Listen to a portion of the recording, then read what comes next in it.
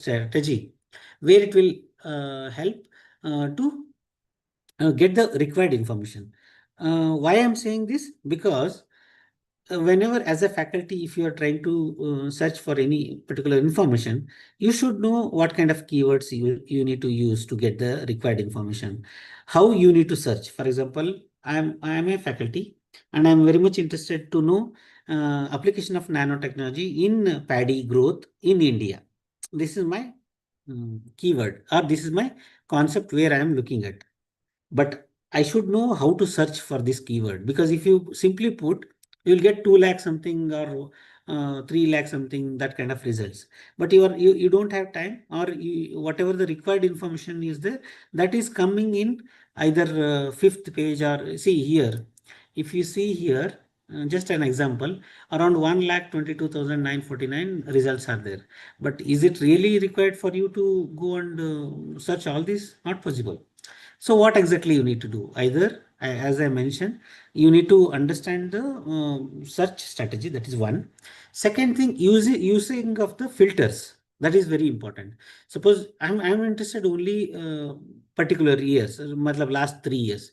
Then I can just again go and use the years in the left hand side. If you see the year filter, I'm just for your understanding purpose, I have given the right hand side the filters, different kind of filters. And I'm not interested in again all. I'm interested only in review article, because I'm a researcher. I wanted to do only the review article. Then I can select review articles. Then the search will go only in 6,000 something.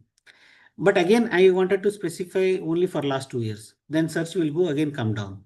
But I'm again, I know very well-known author on this particular my domain. I am looking for that particular author articles only. Then again, I can reframe. Similarly, affiliation, a lot of stuff is there. So if you can, this is just an example to understand how the filter can be used, so that you can reach the desired information with a minimal time. The same thing is applicable in Scopus also. When you go to the Scopus, again, when you see here, right, a lot of filters are available. And again, if you see the document types or the subject area, suppose I'm from economics. I'm not interested in engineering, or I'm not interested in medicine. So straight away I'll go and search for the social science. I'll tick there. I'll only 971 result will come. So in that I'll go and select. The same thing applicable. And even for example, I'm looking at only in Nigeria, or I'm looking at only in US, or I am looking at only in India. So then you can go and select the country. So this is how you can use the filters, so that you can use the desired result very easily. So overall, what will happen?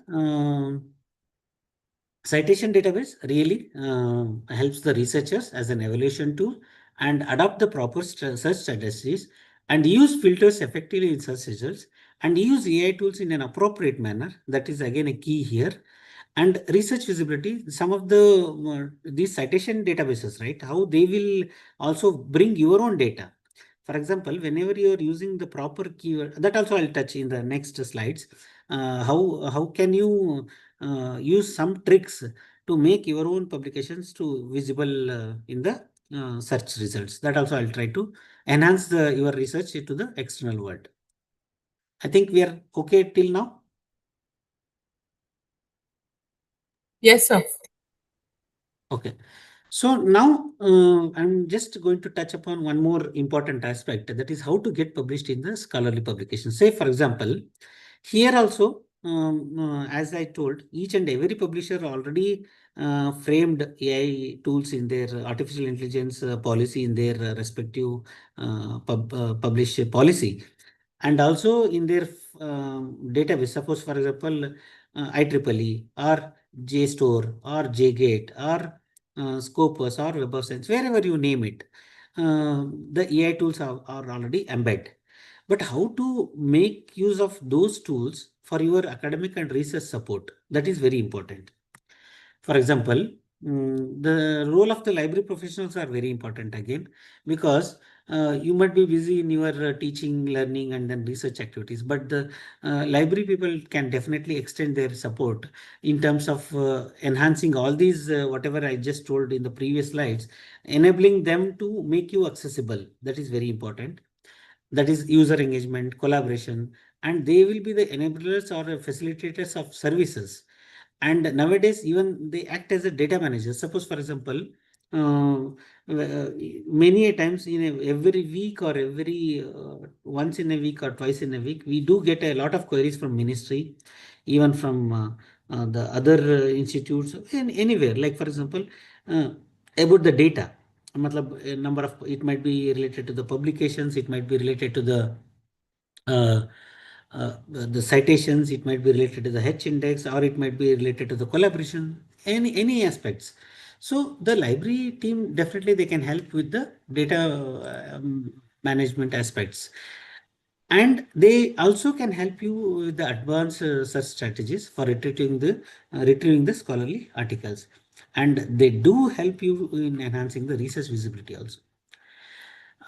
This is just a eye-opener kind of slide where the different role what a library can play in supporting of teaching, learning, and then research phases of the any institute. In terms of the teaching phases, in terms of learning phase, in terms of research phase, even the societal impact. The one which earlier I was telling, right, that SDG goals, 17 goals. So we cannot say the education sector or the libraries are only confined to only the fourth SDG, quality education. No, because out of all 17, whatever, say, for example, no poverty, zero hunger, even the climate change, wherever you name it, the information is the key aspect for any domain. From where that information is coming, either through academic or either through corporate or industry or research or any library. So the information is the key thing here. So we cannot say only the education sector is only for the fourth quality education. No, because it's really applicable for any these SDG goals. But now coming to the this thing, how the library can play important role in supporting the education in the education institutes. Like it might be teaching process, pedagogy tools and techniques, enabling smart classes, and then helping them, and even wherever adopting the knowledge of the system. Like for example, whenever you are getting some search result, I told right in the citation database, that is not a very easy thing, because at the back end a lot of things are happening in terms of the metadata, in terms of the keywords, in terms of the taxonomy, in terms of the ontology, whatever these knowledge of systems are there, right, that process has been fed in, then only you will get the required information on that thing. Similarly, learning phase actually it really enhances the student experience, and then a lot of libraries can play a beautiful role in terms of the awareness orientation programs, and then showcasing the tools and techniques. That is also very important aspect from the library. But this is again main research phase, because any research in many of the institutes, you might be aware that there are some whenever any research scholars get into the admitted into the institutes, there is one credit, or I think 2 credit or 4 credit is mandatory session from the library to showcase them the whole research methodology cycle. That is very important actually, because at the initial stage only the library will help them to do do's and don'ts in terms of AI tools, or in terms of a normal procedure, or in terms of literature search, or in terms of any whatever the holistic 360-degree cycle, whatever the phase of the holistic research cycle comes, the library can play important role in that aspect. They can help them in literature search, they can help them in publishing, they can help them in even the plagiarism, like Turnitin, even the Grammarly. So n number of whatever the holistic approach is there, right? The library can definitely help the research phase. Similarly, the story doesn't end here also. There is again one more, the support for the societal impact. That is very important. Unless and until you want any institutes or any either corporates or higher education sector or the industry with the proper information, they cannot take any decisions. For any decision makers, the right information is very important. So that's where the societal impact matters. So that's how the development and improvement of the livelihood of the society, where the libraries will definitely play important role.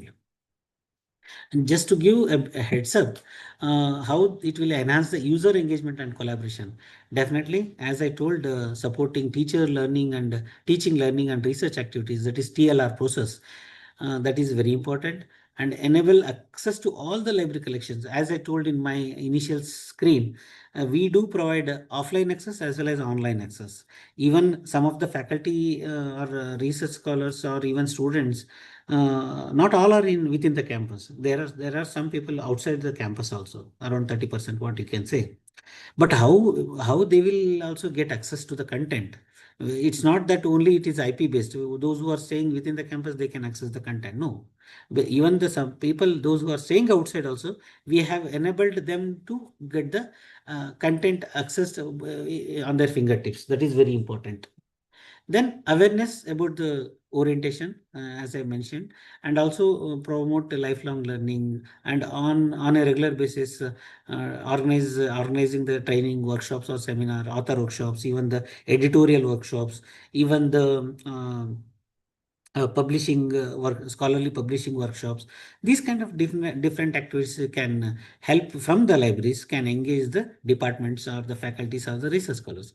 And as I told, the teaching pedagogy, that is very important. How even, for example, any that kind of teaching pedagogy can also be given support to the faculty members. And this is very important, as I told, the adoption of knowledge or systems that will enhance the storage, access, or information retrieval process. And nowadays, there are different maker spaces like labs, if you whatever the name you call it, and gamification that will really boost the learning process. Because nowadays, if you see the any students, right? If you tell them in a normal way, they may get bored. But if you give them like a quiz, or if you give them like a podcast, if you give them like a any puzzle kind of stuff, or any different kind of games method, that kind of learning definitely helps them to create some interest in their learning process. The next generation libraries definitely key focus the trends on emerging technologies and community engagement, and the future libraries are definitely help the academia. Research support the tools and techniques, which I told earlier, right? That is really important for the user engagement. And literacy programs, this is very important actually. The some of the workshops, or some of the author workshops, or the even for example, even if you say for any research scholars, or even for the faculty also, responsible and ethical use of artificial intelligence tools and techniques in libraries, that is very important. Because there is one more separate session is there, that I'll cover more on that. So till now we saw how to engage, but this is also very important. Many times what will happen, the faculty or the research scholars, knowingly or unknowingly, become the victim of the predatory journals. I'll just give a small hint here. Any faculty or any research scholars, whenever they are doing any research, right, as a team, they might be spending around, say, 6 months to 1 year for any bring out once around 10 page or the 20-page content of their byproduct of the research out as a research outcome. But if it might be a good piece of work, but the problem is, knowingly or unknowingly, either with the help of faculty or with the help of a student, sometimes they will get a victim to put it in some predatory journals. I think you might be knowing some of the what you say duplicate or similar like journals. But earlier I don't know whether but now nowadays these two, the bottom checklist have been stopped. There was one website, that BL's list. There was one list where this person used to manage the one website where all the predatory journals were listed. But later on he got some threatening or from different publishers. That's why that I think that website got suspended. Similarly, this another best example is UGC Care. As all of us, we are from the academic fraternity. We are well known that there is a recently that earlier for few years there was a UGC care list where UGC used to bring out some of the publications are really good बोल के दे use to put but उसमें क्या हो गया बाद में वो लोग क्या कर दिया उसको बंद कर दिया मतलब maybe because of so many reasons I don't know right now it is not being utilised and I think it is discontinued. But now, any faculty or any research scholars, they need to be very vigilant whenever, because there is no, nowadays what will happen, there is no such tools available for any faculty. That is the biggest drawback now. But still, I'll tell in the next slide how to crack that, how to how we can also proceed with that kind of tools that I'll touch upon in the next slide. So the problem is, till now I was saying you how some faculty or some research scholars are they getting victimized for the predatory journals. But what are the points to be considered? You need to visit the respective publisher website to check their authenticity of the publisher and the publications. That is very important.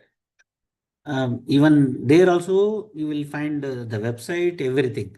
But again, there is a trick how to identify that also I'll touch in the next slides. Then where it is indexed, whether that particular publication, is it really indexed in Scopus or Web of Science? That also you need to check. But sometimes what they do, even they do trick, they do play a game, safe game. Just on the homepage itself, they'll say it is indexed in Scopus, it is indexed in Web of Science, something like that.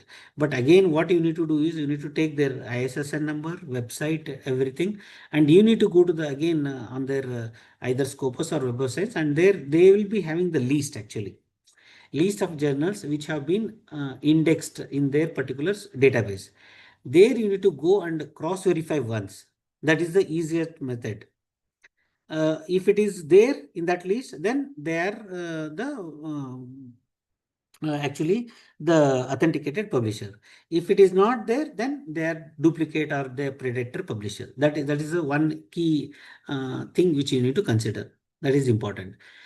Are they reputed journals? That is again you need to check. See, this is what I was talking about. How you need to, because now, as I told in the previous slide, now you don't have anything to support, right? Because as I mentioned, UGC care was there, that also gone, matlab discontinued, and you don't have any resource for you actually, frankly speaking. So, but you need to be smart enough, even your research scholars also you need to guide, they also need to be smart enough to identify the predatory publication. I'll just give one small example. For example, uh, I'm a faculty, my article is ready. So I'm looking for the International Journal of Archaeology. This is the uh, journal which is indexed in very good source. So I wanted to publish here. But what the duplicate people will do, the predatory people, I'm looking for the International Journal of Archaeology. What they will do? International Journal of an Archaeology. They will just put one word or either they will add or they will remove and archaeology, something like that they will put. So and also the look and feel of the both the journals, what they will do, they will make it look alike.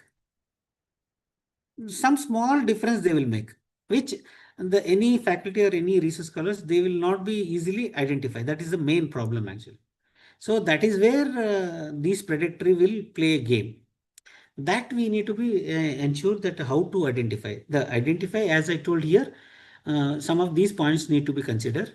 Are they indexed in well-known citation database like whatever, suppose for example if they are Scopus, Web of Science, we need to go there and check reputed journals, and proper impact factor is there or not, and their editorial boards and affiliation, that is very important.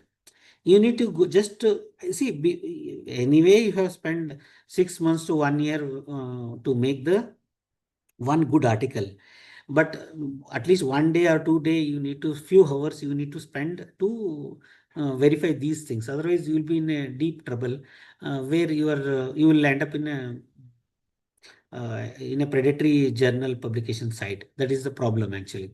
So suppose, for example, I'll just give you an example. Again, I'll quote the same example, that International Journal of Archaeology, International Journal of Archaeology.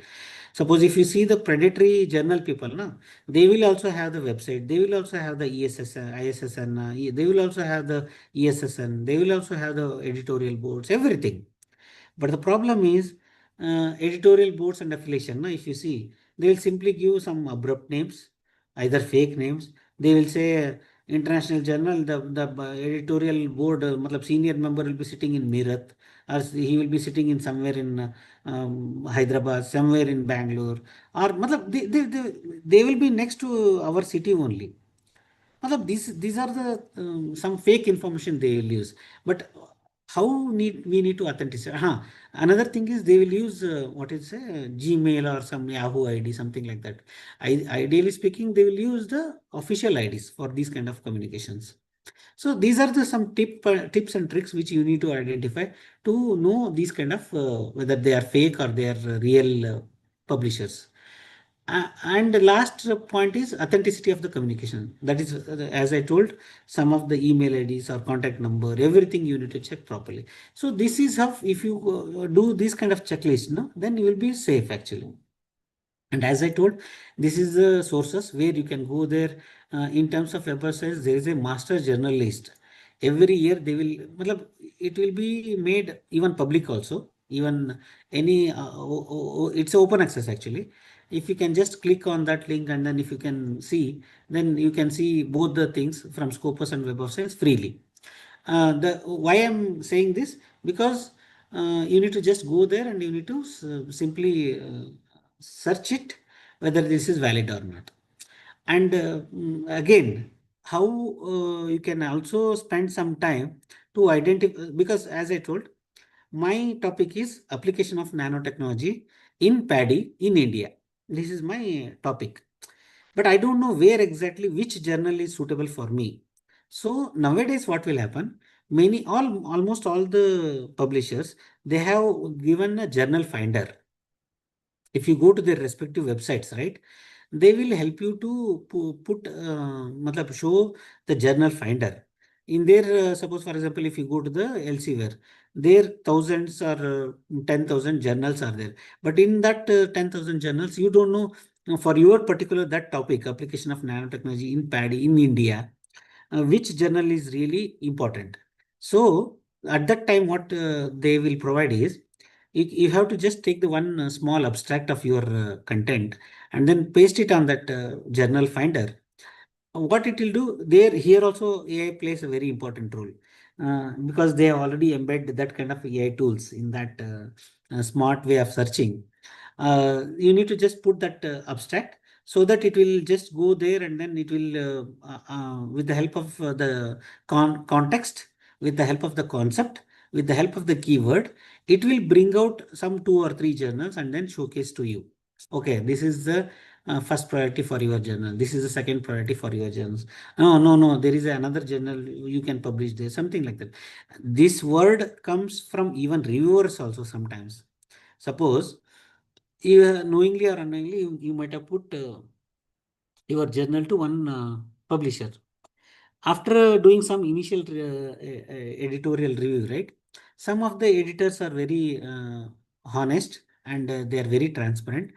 They will again come back and they will say, look here, actually your journal is not fit to for this journal. You may try this. Matlab, even they will also give the link for the exact journal where it will properly fit. So these are the things, some tips and tricks you need to, either a faculty or a research scholars, they need to work on it so that it will be easy for them to get into the correct journal, not the predatory journals. And there are some lib guides also at the bottom. You can refer that also. Is it fine till now? Yes, sir. Okay. So this is another one important aspect. Shall I stop?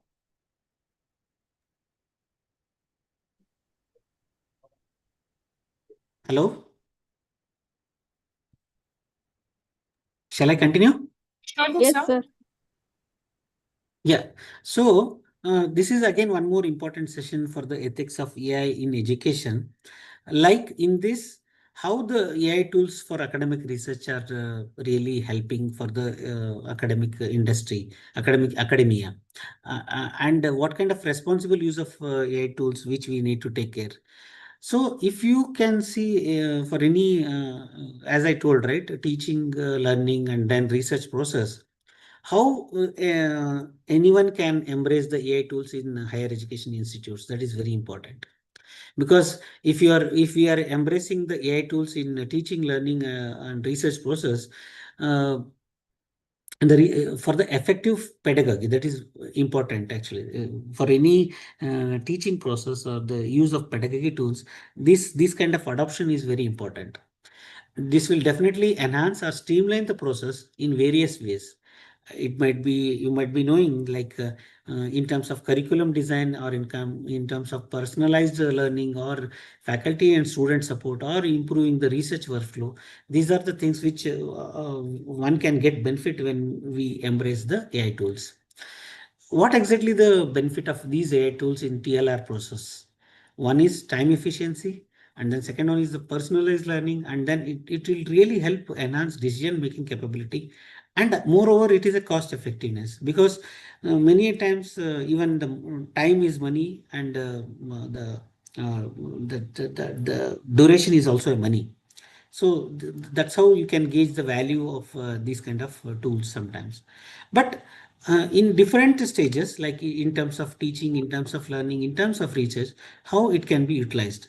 For example, in terms of teaching as a faculty, anyone can just embrace these kind of tools for the personalized learning, where lot of supportive chatbots or supportive assistive technologies are there, that will really help at the time of preparation of the lecture, or even at the preparation of the notes, whatever, that will definitely help.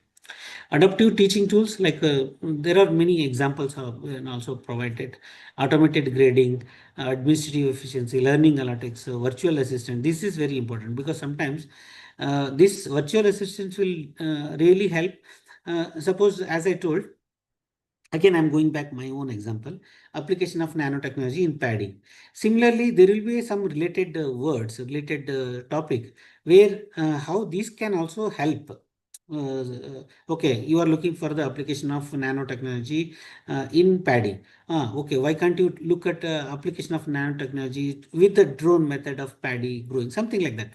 It will really enhance your the relative or the associative keywords, where you can really step into these kind of content,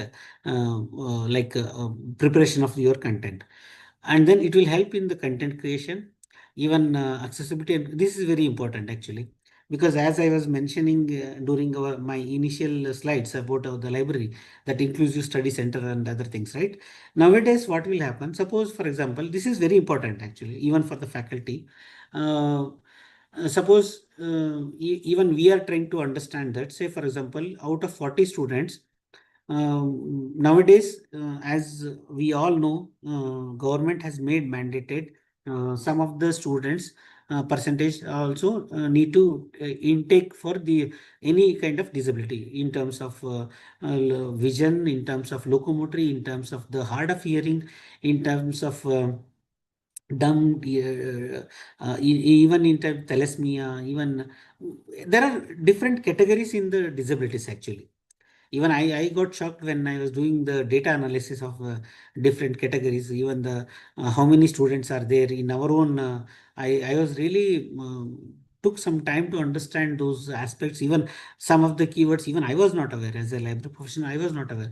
Then we need to get in touch with medical doctors to understand those terminology, because there were some students which were even the faculty, even staff, which were Divyanjan users.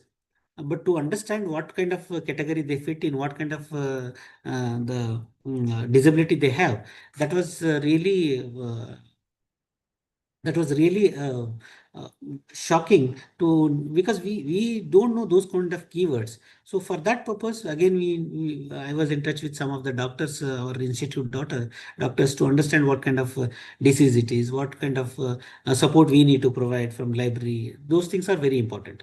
But coming back to the faculty, suppose if these kind of students are in classroom, and you are teaching mathematics, or you are teaching some engineering subject, whatever, but out of 40 students, say for example, 30 students are normal students and few students are some of the Divangjan.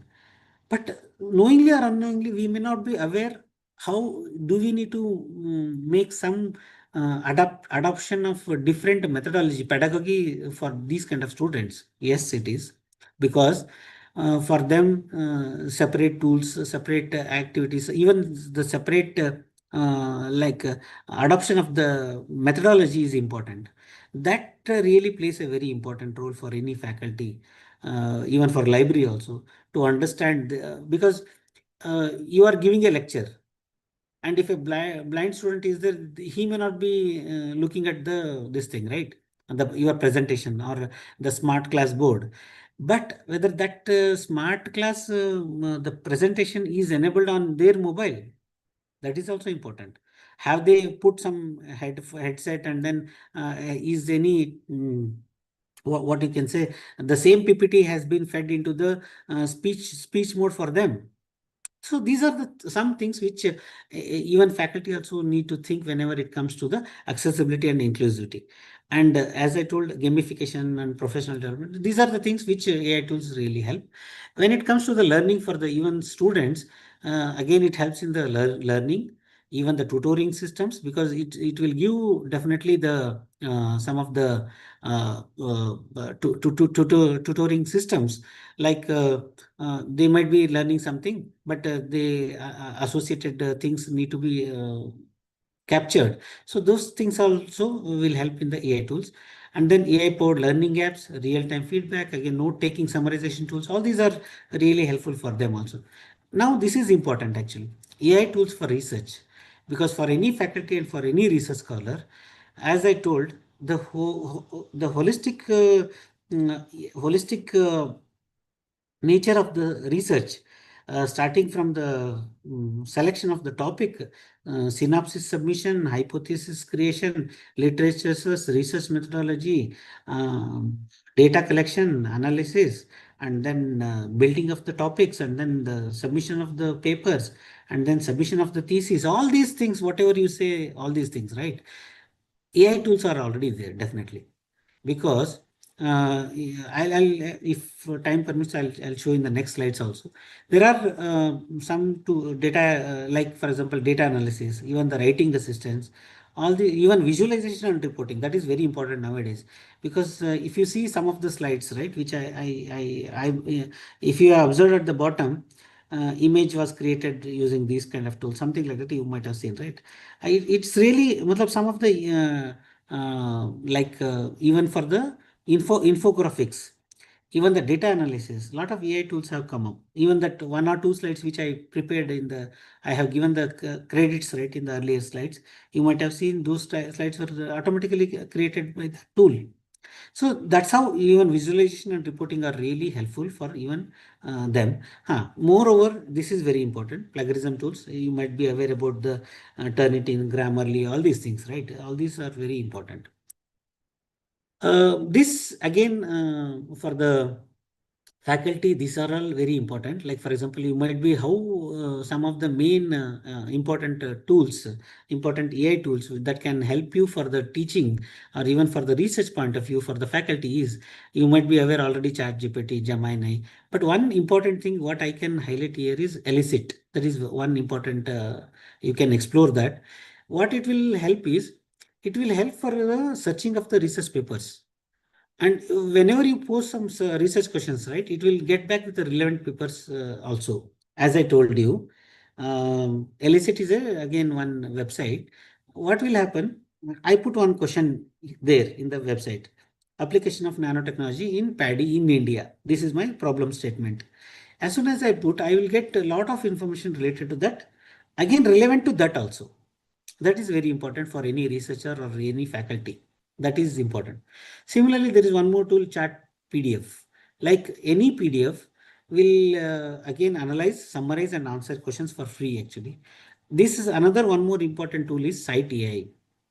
Every time whenever if wherever I give lecture, I will highlight this tool also, because it will save a lot of time for the faculty and research scholars. How? Because many times you will not be having much time to do analysis of articles, and even suppose 20 page 30 page article is there, you don't have time to read, or you don't have time to understand, you don't have to time to see how many people are against with that concept on that paper, or how many people are supporting that paper. Because sometimes what will happen, no, any concept there is a pros and cons of the concept. Like some people will support, some people will talk negative of the concept I am talking. So this site I, what will happen whenever you make any search citations, no, in that particular citations, it will even show you how many people are supporting, how many people are contrasting evidences, your paper on that particular paper. That's how it will show. That will save the time of the faculty actually. This is the screenshot of that particular elicit which I told you. And this is again one important burning issues. Hope all of you are aware. That is retraction. Many nowadays, earlier what used to happen, earlier the tools were not there, even the technology was not there. But nowadays, a lot of improvements have happened.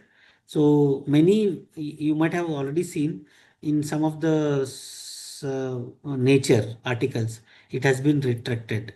Because even though after a lot of exercise, because you might, as a faculty members, you might be aware, getting acceptance of the nature article itself is very tough, that too in Q1, Q2 quartile kind of journals. But some of the, you might be knowing that these are the some of the articles which have been retracted because of some dishonesty, or because of what you can say, cut paste kind of stuff, or even there are n number of reasons actually for the retraction. So you need to be very careful whenever you are guiding any students, because what will happen now, if you are not devoting some time for whatever the information they brought to you, and you don't have time to really look at, because normally it happens, if you are guiding some six students, and you along with the teaching, along with the paper correction, along with the research, so you may not be having time to go through 20 pages of the content whatever they have brought. But the problem is some students are knowingly or unknowingly, if they bring some uh, copy paste kind of content, and it will even get published, those are the things without even properly checking the Turnitin or any plagiarism tools. There comes the problem. Before submission to the any publisher, if you are making thorough check, then you are safe. Because as you might be knowing, as per the UGC, it should be some 10%, less than 10%, the similarity should be there. If it is beyond, then that is a problem. That is one aspect. The another aspect is the now AI similarity is also there, right? AI content. That is also very important. So if you are not giving concentration on these aspects, that will become the problem. That's where these kind of retraction happens. And nowadays, you might be aware that this retraction again, the Ministry of Education is also tracking, and every now and then they will also ask for the report. In your education institute, tell me how many publications are retracted, what kind of activities measure, what kind of uh, measurement you guys have taken, measure how, what kind of steps you guys have taken to curb all these things. Is there any punishment has been given? Something, so many things are there in that. This kind of report is even being asked by the ministry as well. And even at the institute level, one need to be very cautious, because whenever any retraction happens, right, it will be a burden for that particular author, whether he is a research scholar or a faculty. It is a burning aspect for them. It's a demotivating factor, or you can say defaming of the particular author. Again, defaming for the institute as well. Suppose if your institute is well known and you will see on the website that these many articles have been retracted in that particular month or in that particular year, then that will give a bad image for that institute also. So one needs to be very cautious when, because why I'm stopping and talking more stress on this is these are the implications actually. That's how we need to take care of all these things.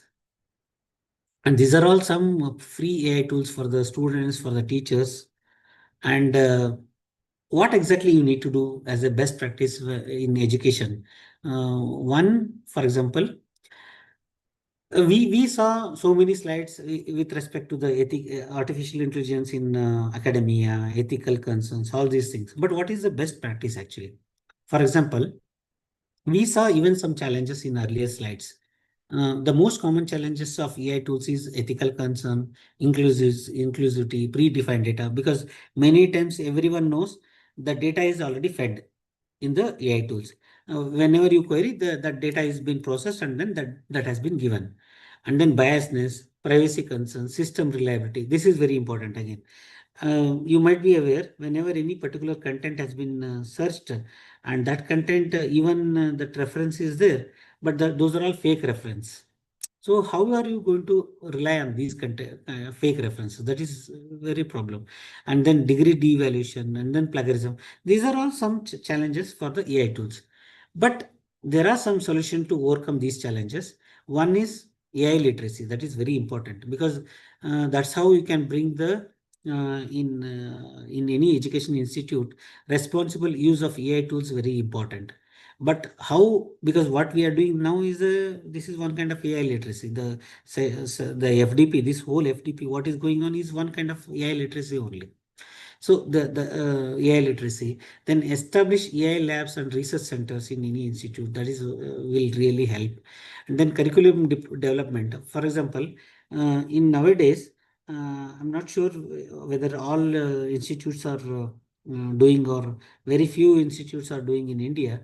But what they are doing is they have made mandated one session in their curriculum development. Matlab, integrating AI courses, that is very important. AI literacy is that is also very important. Use AI tools to enhance your teaching learning process. That is important actually. It should not demotivate or it should not decrease your caliber for the use of AI tools, but it should enhance your TLR process. Cross verify the data before adopting. This is very important. Just now I was giving example of the some of the references, right? That is very important. And verify the reference source. This is very important because many a times even I, whenever I was doing some preparation or whenever I am doing self learning, right? Suppose if I ask one question to any either chat GPT or Gemini, wherever, right? Any tools. If I pose one question, then initially it will give some, what you say, some answers. But immediately I'll put some, again, one more question, why references are not given. Oh, then it is also very smart actually, because all these are already pre-fed in that tools. Oh, sorry, I forgot to mention the references. Here are the references. Then again, it will give some reference. But if you go and check that particular para or that particular sentence in that references, whatever given, huh, sometimes it is real, but sometimes it is fake. That is another problem. So you need to refer those such sources are very properly, and then cite properly the sources used. For example, whether wherever you are sourcing, right? Like for example, whenever you are preparing any content, you need to source cite those sources properly from where exactly you have taken the content. That is very important. Again, AI policies of publishers, I already told that. This point is very important. The content generation or the content enhancement. Because many a times what will happen, whenever you give assignment to students, simply they will go to the library or simply they will go to their lab or simply they will go to their home. They will simply search either chat GPT or wherever, and then they will start doing the suppose you have given assignment, they will pose the question and then they will start working on it. what it will be? It will decrease their creativity, it will decrease their thought process, everything. That's not correct actually. They will use those AI tools for the content generation. That is not correct. Suppose, okay, you have given, okay, go today and then write an assignment on application of nanotechnology. Oh, yeah. Oh, vendor, right? Shiva similar. Shiva similar. Shiva similar. Shalini, right? Just 1 second. Shalini, right? Shiva similar. So the what will happen exactly? The content generation or the content enhancement, because here this is the key thing which we need to address. What will happen? Suppose I have four ideas. The problem is this again. I'm just why I'm quoting again and again example, just to understand the concept. For example, you have given an assignment to write application of nanotechnology in paddy in India. This is the assignment you have given. What they will do? They will go and without doing any basic exercise. Basic exercise, matlab. Okay, first they have to go to the some citation database. They have to search and they have to get some articles. They have to read, or they will go to the library. They have to search some books or whatever, and then they have to come back. That's not the actual learning process now. Simply, okay, you given the title, you given the problem to the students. They will simply, as soon as they will go out of the class, they will simply open the chat GPT or they will simply open the Gemini or any tools and put that question and then they will get the content. Matlab, they are using tools for the content generation, which is not correct. Otherwise, vice versa, what they have to do? Okay, they went and they searched for some citation database or the subject database or some any guides or any books related to books or e-journals, anything, or standards sometimes, whatever. After that, they found some four or five concepts. Then they can come back and then they can put the tools in the these kind of tools, and there they are making enhancement actually. That is the correct way of using the AI tools. Okay, they use their brain, they use their creative thinking. Now they are coming back and verifying that content. Okay, they found some four or five points of that particular concept. Now they are coming back and searching at the end for the chat GPT or any tools, AI tools. And here, out of five, those whatever they found, they will be there. Along with that, one or two extra might be there. There comes the content enhancement. There they can take and then they can put proper citation. That really the proper responsible use of AI tools. So, but normally it is vice versa. In nowadays, actually, the cases are happening. And last, plagiarism risk mitigation. That is very important. But now, what exactly the tools, AI tools trend is happening? Earlier, what used to happen, as we all know, the data is fed and without any thinking, the tools, any AI tools used to give the information. But as I told, the impact is fake references, fake content, whatever, all these things.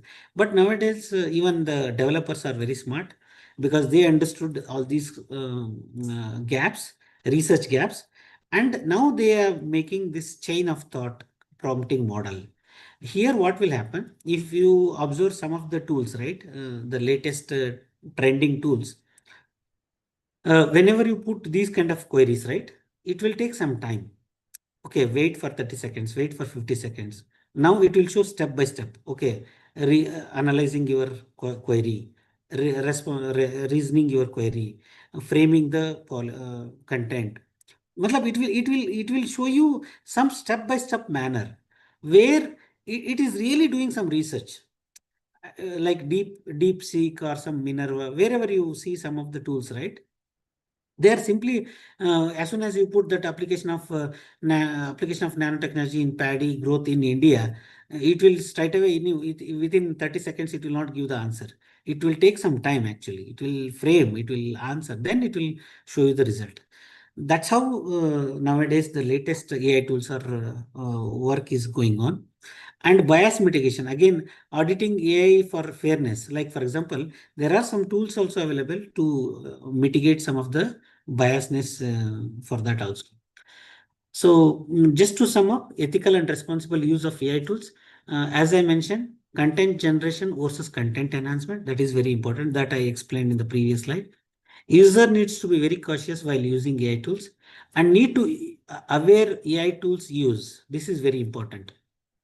For example, when to use, I explained in the previous slide actually how to use, when to use all these things. I explained as a with example, but I'm just to sum up, I'm just giving here.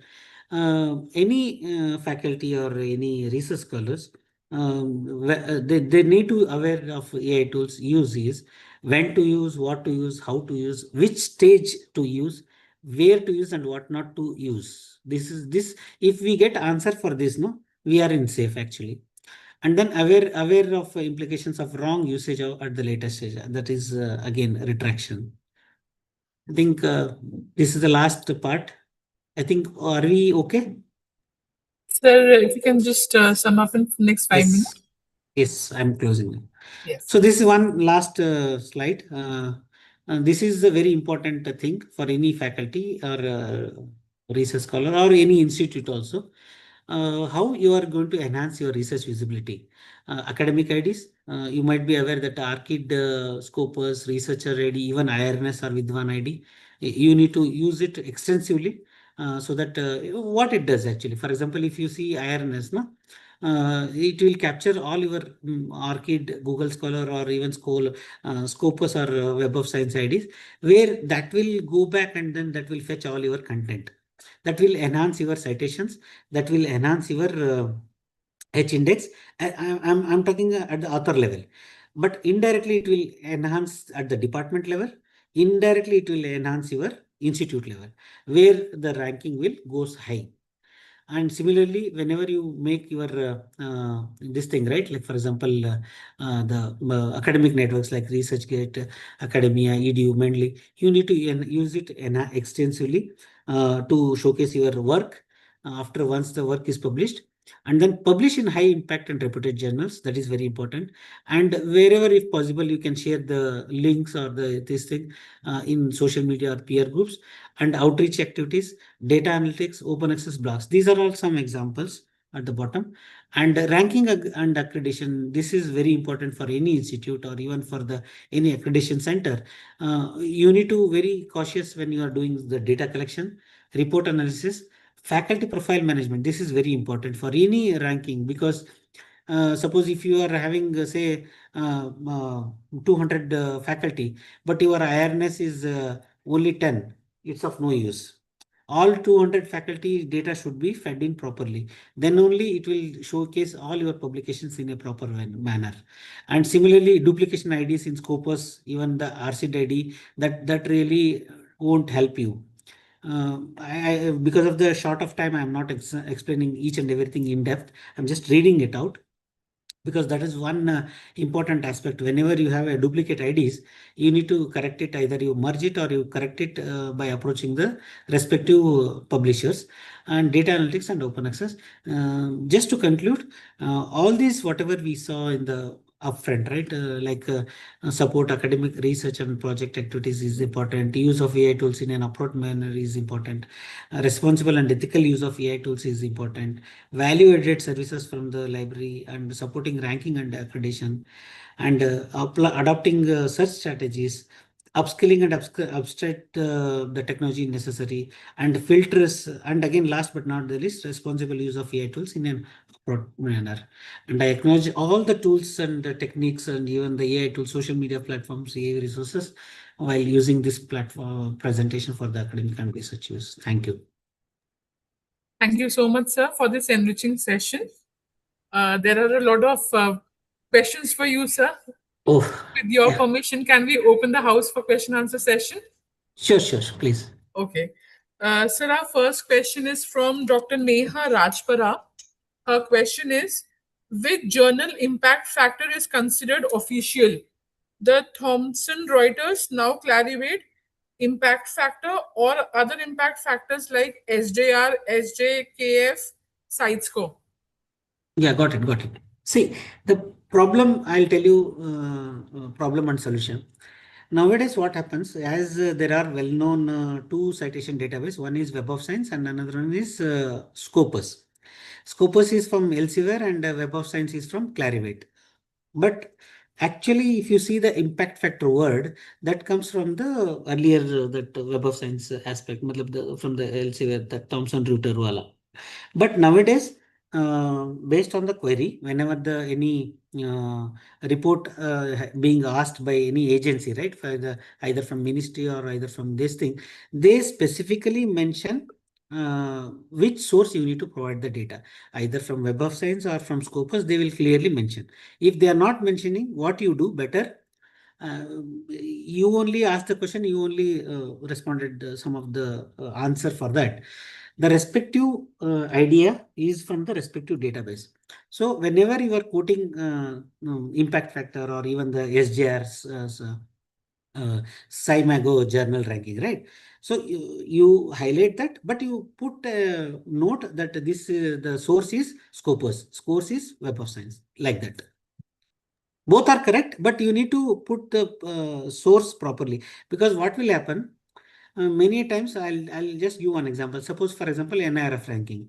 NIRF ranking, most of the times they ask for the Scopus data, but knowingly or unknowingly, if you are a faculty and you are working in accreditation or ranking team, you may not be knowing which data to provide, or whether the data provided by you is whether the data provided by you is correct or wrong. So to avoid all those complications, you provide source from where you are taken. I hope that answers her question. Our next question, sir, is from Dr. Shelza. Her question is, what should a researcher do if they have already submitted a paper to a predatory journal? Yeah, this is again a serious matter. That's what I think in when I was giving that particular section, I told where before submitting only what are the steps to be taken care. That is very important. But knowingly or unknowingly, if they have already become the victim of that kind of predatory journal, what you need to do immediately, you need to send a mail, and you need to no need to provide again the further data or further source. But you are already in the midway, better to send them a mail and then get it removed, and also get a confirmation mail from them that that has been removed from their database and they are not going to consider that publication. You clearly mention that I am not interested to provide my publication to your journal, and I want to you to withdraw the publication and confirm something like that. One mail you can take it. But sometimes many people are abscond, matlab they will take and they will abscond, they will not respond, all these things. But you try to either call or you send a mail or have some proof, so that if they respond, well and good. If they don't respond, at least you have some proof. And 90% or 99%, if they respond and if they oblige your request, and if they confirm your over mail, yes, we have removed, as per your request, we have removed the publication from our journal, and also you are now free to publish elsewhere, something like that. Some that kind of text, you take it better. Because what will happen, knowingly or first and foremost thing is that only what I told, the precautionary steps. But in spite of that, knowingly or unknowingly, you become the prey of victim of that kind of steps. uh, get this kind of document, that is first. Because when you submit already to the predatory and you are not having any proper documentation, and you now you submit to either Elsevier or Science Direct or any IEEE or wherever, any kind of good journal, their primary step is that only, it should not be published elsewhere. So it should not be made public elsewhere. Something like that, the clause will be there as a copyright form. So there, you at least you should, this kind of mail and this kind of documentation will definitely help you. Okay. Our next question, sir, is from Dr. Geeta Arora. Her question is, how should faculty be trained to evaluate the ethical implications of AI tools they adopt? Yes, the same thing was the now what we did actually. This is one kind of AI literacy only, the one what we did since morning now. But the problem is this should be made mandatory in each and every institute. And also the problem now I tell you, in five different subsections I covered in 1.5 hour. But the problem is each one will take at least 1.5 hour, the one particular, suppose literature search also will take time, even the plagiarism tools, even the practical as well theory will take 1.5 hour. So like that you need to spend some more time, because due to the paucity of time I run all the slides, but each concept will take a lot of time. But as you asked, that is correct, because any author workshops or any AI literacy workshop, even from the library or even at the institute level, if any such workshops are conducted, that will be very helpful for any faculty. That is really needed actually. Okay. Our next question, sir, is from Ms. Ritika Mehra. How can researchers improve the visibility and citation impact of their published work? I think I explained just in the fourth or fifth session, I believe, right? Okay, Matlab, so you I need think to, I think I just explained, but I could not elaborate because of the time, lack of time. Exact. As soon as your publication is been matlab published, right? You need to first look out your publisher policy. Each publisher will have their own set of copyright, and which you already might have already signed. For example, you are not supposed to give the full text to your institutional repository.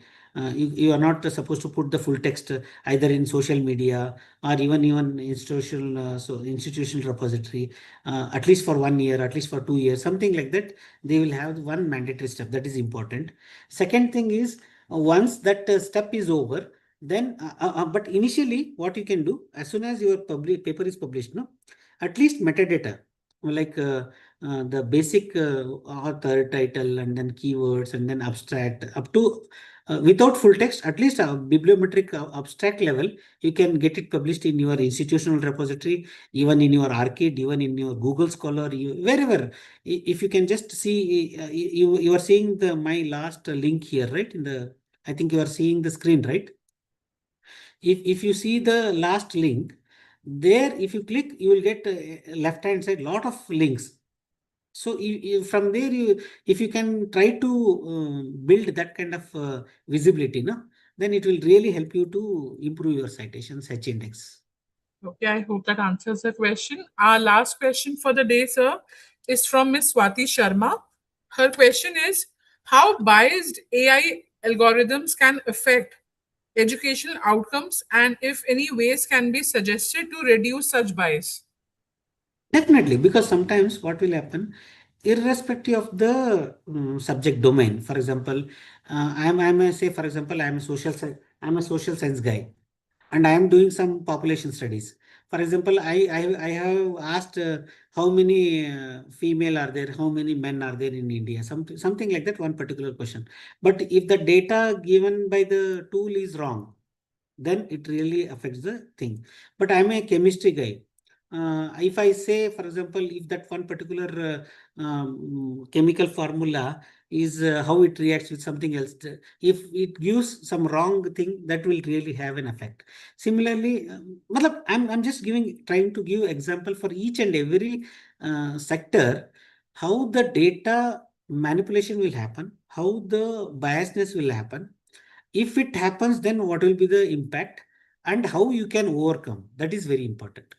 Suppose even if you asked in one AI tool, one particular data, the same thing you ask in some other tools or even some other database, and verify once. And whatever the references it is, always you try to put, simply don't try to put the query and keep quiet. You again, next question you say, give the valid references. So, and once the references have been given, then again you go to that reference and you verify the particular data. This is how you can mitigate some of the issues. Thank you, sir. I will now request Ms. Sakshi, Assistant Professor, Department of Management and Commerce, DBIT, to deliver the vote of thanks. Anurupa, may just give me 1 minute. Sure, sir. Let me pay my sincere thanks to Sir Dr. Bhojraj sir. Thank you, sir. It was a wonderful session, sir. Really Thank you, my sir. wonderful, and we are really glad that you have given this valuable time of yours and you have contributed your knowledge to a large fraternity of faculty members. So they are around 450 at present, I Oh, could great, see. sir. They are No, sir. attending this. So thank you so much for accepting our invitation and giving this talk. And in future also, we are sure, we are hopeful that whenever we request you, possibly you will be available to contribute your knowledge for the society and faculty members. Thank you so My much. pleasure. My Thank you. pleasure, sir. My pleasure. Yes, Sakshi Anurupa, ma'am. please continue. Yes, sir. Sakshi ma'am, over to you.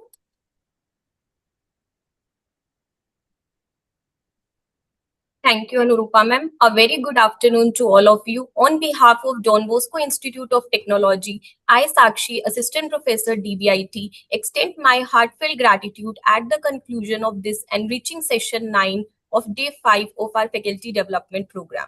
It is our privilege to express our sincere gratitude to our distinguished resource person, Dr. Bhoja Raju Gunjal from IIT Hyderabad, for sharing his valuable knowledge, practical insights, and thought-provoking perspectives on ethics of AI in education. Your session was truly inspiring and has provided all the participants with meaningful learning that will undoubtedly enhance their teaching and professional practices. We are truly grateful for your time and expertise, sir. I would also like to express our deepest gratitude to our respected chairman, sir, Professor Sajan M. George, for his constant encouragement, visionary leadership, and unwavering support in promoting academic excellence and faculty development at DBIT. Our sincere thanks to our Chief Finance Officer, Father Biju, for his administrative support for this FTP. Our sincere thanks to our respected Director, Sir Professor Vikas Rao Wadi, for his continuous guidance and motivation in making this faculty development program a great success. I extend my heartfelt appreciation to our respected Vice Principal, Ma'am, Professor Shalu Tandon, for her constant support and valuable cooperation in organizing this program. I would also like to thank you, Registrar Sir, Dr. Sanjay Kumar Singh, our respective HODs, Dr. Azjat Usmani, Dr. P.K. Nayak, and Dr. Amandeep Singh Arora for their constant support. A special word of appreciation goes to our session host, Ms. Anurupa Ganguly, for conducting the session with remarkable professionalism and confidence and ensured the smooth flow of the program. I would also like to thank all the faculty members, organizing team, technical support team, and every participant for their active participation and valuable interactions, which made today's session highly engaging and successful. As we conclude today's proceedings, let us carry forward the knowledge and inspiration gained from this session into our academics and classrooms. Once again, thank you to everyone who contributed directly or indirectly to the success of this faculty development program. Thank you all and wishing you a pleasant and productive day ahead. Thank you. Thank you, sir. Thank you, sir, for coming. Myself, Thank you, Dr. sir. Arthur Usmani. Thank you, sir. Thanks, sir. Doctor साहब, do we have photograph? हो गई हमारी? नहीं sir, होगा अभी. I have to Please, say. please do it, sir. I request all the participants to please switch on their cameras for a group photograph.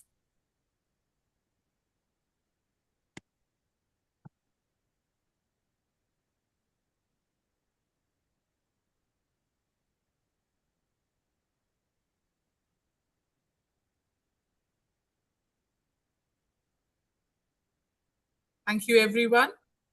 Thank you, Bhoja Raju sir, for the Thank session. you. Thank you, ma'am. Message. Shall I disconnect? Yes, sir. Thank you. Sure, sir. Thank you, Thank ma'am. you, Thank sir. you, sir. Thank A message for all the participants. For the afternoon session, you all are requested to please join by 1:45 p.m. Due to some unforeseen circumstances, our resource person, Dr. Renu Tomar, will only address the gathering for 15 minutes. Post this, we will have the validatory session. Please note, one overall feedback form will be shared once we are done with the validatory session. And this is very important for all the participants to fill. So this overall feedback form needs to be filled by all the participants to avail the certificate. Thank you, everyone. We will see you again at 1:45.